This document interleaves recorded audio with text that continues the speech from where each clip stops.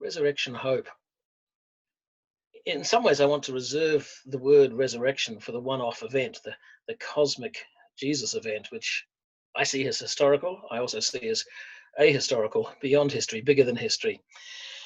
But out of that is born hope, I believe, in all contexts. When COVID-19 is rampaging around the world and we're all unsettled and we're all living in an experience that we haven't had before, there's this little whisper of hope. It doesn't take away the realities, the suffering. Nothing can take that away, except our amazing frontline medical staff. Nothing can take that away, and yet there's this whisper always that this is not the final word, that all these things that humanity faces are not the final word. So COVID-19 is, in a sense, all the many sufferings of humanity just back in our consciousness again.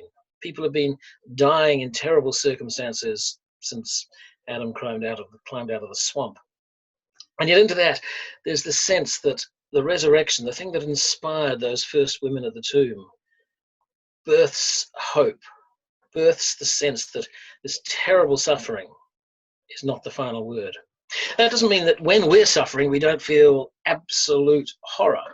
And Jesus, in a sense, gives us permission to be terribly human when he cries out using the words of the psalmist, my God, why have you forsaken me? What it does mean is that forsakenness, even that sense of the absence of God, the total impossibility of God in a context, is not the final word.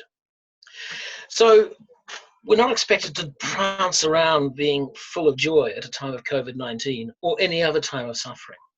We're expected to be realistic.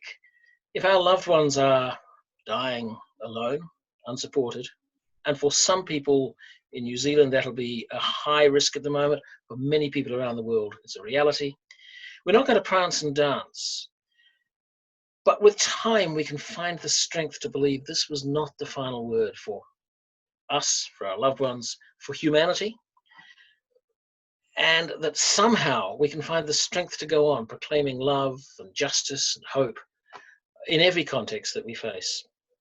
So the resurrection hope for me is, yes, a one-off event, a one-off moment in cosmic history and in human history and in global history, and we don't understand it.